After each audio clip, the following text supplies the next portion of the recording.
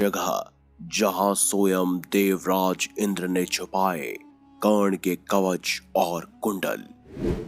इस जगह के बारे में जानकर आप भी हैरान रह जाएंगे, क्योंकि आज तक इस कलयुग में इस जगह के बारे में किसी को पता नहीं था। महान योद्धाओं में से एक योद्धा सूर्यपुत्र कर्ण भी था, लेकिन श्री कृष्ण की लीलाओं ने पांडवों को महाभारत का युद्ध हारने नहीं दिया। अपने साथ हुए अन्यायों के कारण ही कर्ण कौरवों की तरफ से युद्ध लड़े थे। कौरवों की तरफ से युद्ध लड़ने के बावजूद भी कर्ण को आदर भाव से देखा जाता है। हम सब ये जानते हैं कि कर्ण का जन्म दिव्य कवच और कुंडल के साथ हुआ था। ये कवच और कुंडल इतने शक्तिशाली थे कि इनको भेद पाना किसी भी अस्त्र शस्त्र की बात नहीं थी। महाभारत में कौरवों का पलड़ा भारी था, क्योंकि कौरवों के साथ साथ कई सारे महान योद्धा थे, जैसे भीष्म पितामह, गुरु द्रोणाचार्य, अश्वत्थामा। आज के युग में हम ये जानना चाहते हैं कि आखिर कर्ण का कवच और कुंडल कहाँ है, लेकिन उससे पहले ये जानना जरूरी है कि आखिर वो कवच और कुंडल इतने शक्तिशाली क्यों थे, आखिर वो किस धातु से बने थे और उनके अंदर कौन सी शक्ति समाहित थी। वेद व्यास की महाभारत में इसका वर्णन मिलता है। आदि पर्व के 112 अध्याय में एक कथा आती है, जिसके कारण हमें कर्ण के कवच और कुंडलों के साथ जन्म लेने के उसके निश्चित कारण को भी समझाया गया है। दरअसल ये कवच और कुंडल अमृत से बने हुए थे। कहा जाता है कि ये इतने शक्तिशाली थे कि स्वयं भगवान कृष्ण के सुदर्शन चक्र और साथ ही भगवान शिव के त्रिशूल से भी नष्ट नहीं हो सकते थे।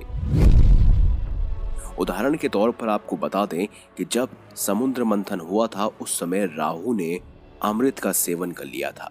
उसके बाद भगवान श्री कृष्ण ने उसके अंगों को अपने सुदर्शन चक्र से काटा, लेकिन वो 2 भागों में विभाजित हो गया। ऐसे में राहु मरा नहीं, बल्कि 2 भागों में विभाजित होकर राहु और केतु बन गया, और उन्हीं अमृत से इन्हीं कवच और कुंडलों का निर्माण हुआ था। साथ ही वेद व्यास की महाभारत में कई बार कवच और कुंडल के साथ जन्मे कर्ण को एक युवा योद्धा के तौर पर बताया गया है। अब इसके पीछे भी एक गहरी साइंस है।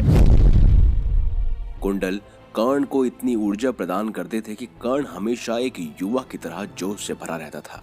उनकी रफ्तार भी हमेशा तेज रहती थी और वो एकदम चौकन्ने से रहते थे। वहीं उनका कवच अभेद्य था, जिसे कोई भी नहीं भेद सकता था।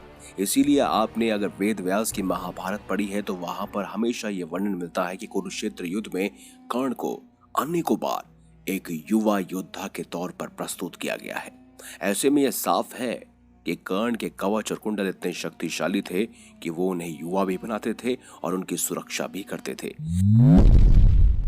लेकिन अब जानते हैं कि आखिर वर्तमान में वो कवच और कुंडल कहां पर स्थित है।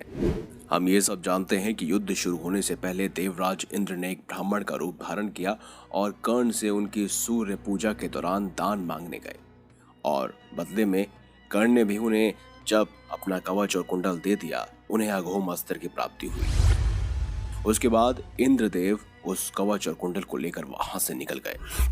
कहा जाता है, साथ ही हमारे पुराणों में वर्णित है और यहाँ तक कि महाभारत ग्रंथ में भी मौजूद है कि इंद्रदेव जब कवच और कुंडल लेकर अपने रथ से स्वर्ग की तरफ प्रस्थान कर रहे थे, उसी समय वहां एक आकाशवाणी हुई, जिसमें देवराज इंद्र को कहा गया कि आपने एक बहुत बड़ा पाप किया है, इसीलिए अब आप स्वर्ग में प्रवेश नहीं कर सकते जब तक आपके पास ये कवच और कुंडल रहेंगे।